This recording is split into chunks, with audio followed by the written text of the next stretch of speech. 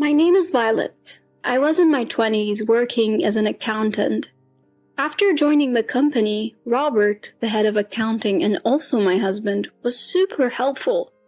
He guided me through my job and was a great listener whenever I had work troubles. I was drawn to his dedication and honesty at work.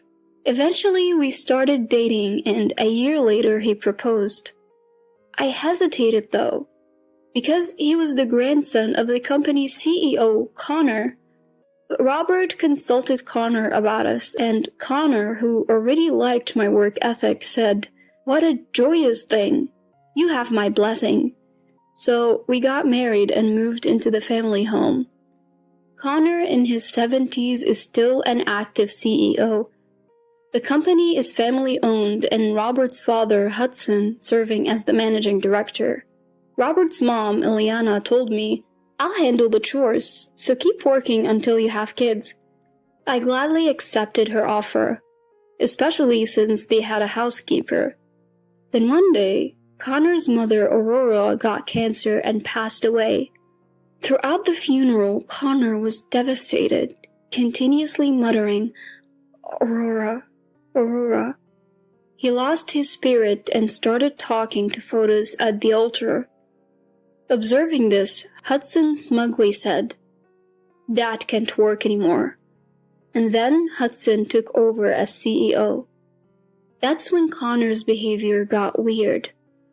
He'd say things like, "Where did Aurora go?" as if she were still alive, or, "Is everyone home? Let's eat," just after we had dinner.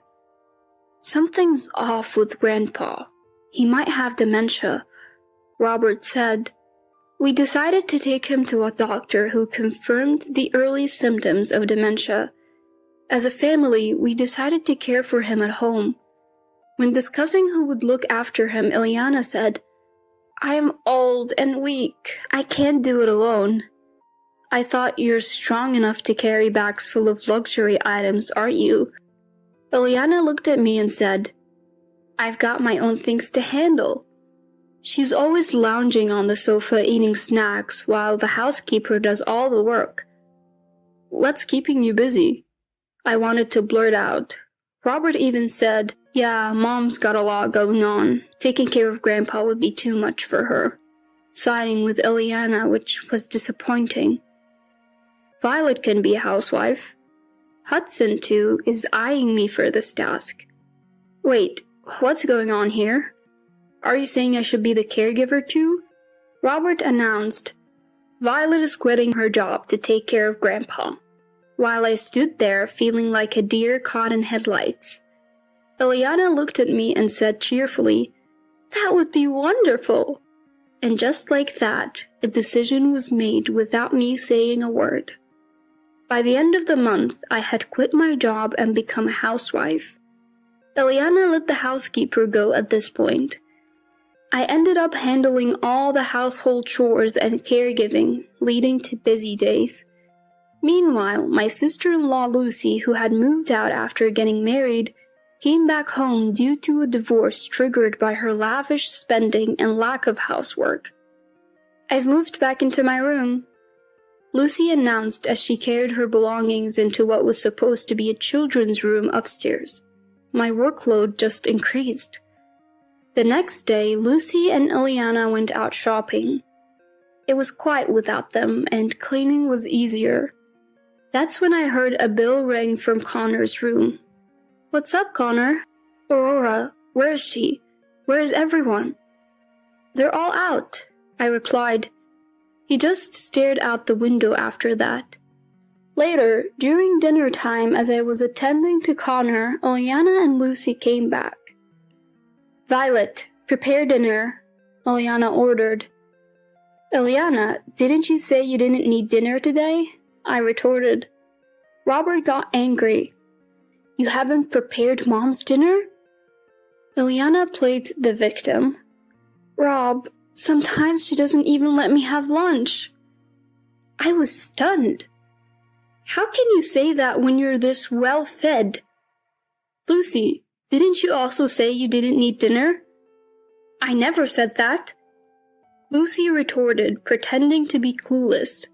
Lucy said, "Robert, why don't you divorce this horrible woman and marry someone useful?"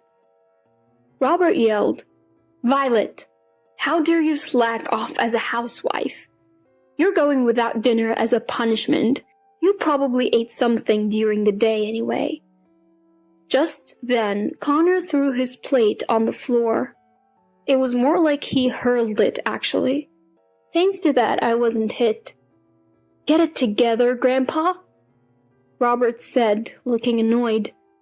That day, I went without dinner. From then on, Robert's attitude only grew colder. During the day, Eliana would scatter stuff around and complain as always. "Violet, when will the cleaning be done? I saw some trash in the hallway." While I was preparing dinner in the kitchen, Eliana would chime in, "Let me help you," only to burn the food in the pot, spill ketchup and sauce, make a mess, drop a glass, and even step on my hand while I was tidying up. Because of her, I injured my hand with a piece of glass. Seeing me wince, Eliana said, "Oh, sorry about that, didn't mean to," but didn't seem to feel bad at all. And now the ketchup and sauce stains are permanent and the cuts on my hand stung.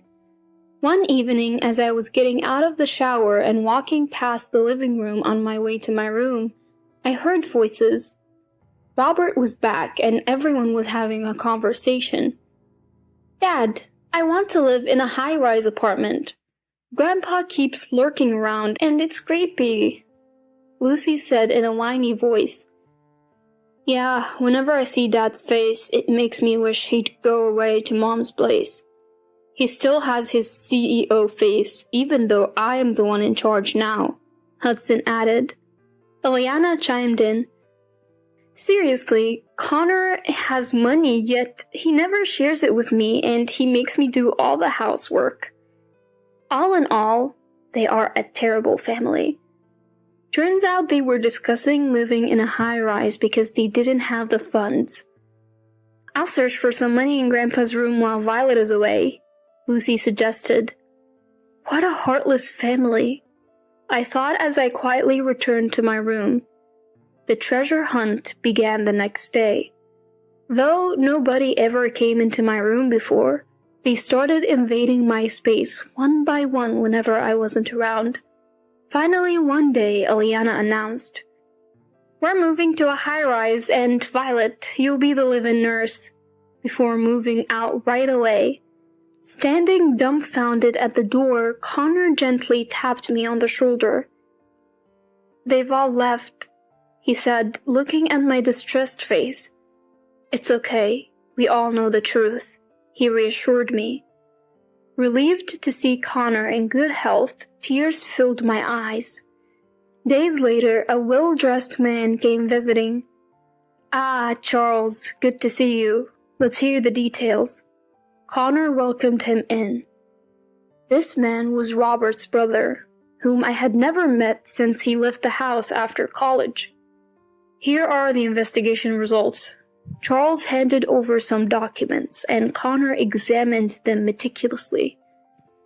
I called everyone back to the house as Connor requested. The next day, they all showed up grinning from ear to ear, probably thinking they'd soon lay claim to Connor's assets. Just then, the door opened and Connor walked in confidently, dressed in a suit. "Dad, what's going on? Can dementia be cured?" Hudson blurted out. "Fools! The Dementia Act is over. I've called everyone here because the investigation is complete," Connor declared, glaring at them. "What? An act? An investigation?" Everyone was stunned. Connor sneered. "You've all been up to a lot. I know everything," and threw an envelope onto the table. "I had the investigator dig deep," Connor announces, stirring the room into a buzz. "Let's move on to what they found." Charles walks into the room, making this pronouncement. Seeing Charles after so long, everyone's shocked. They start hurling insults.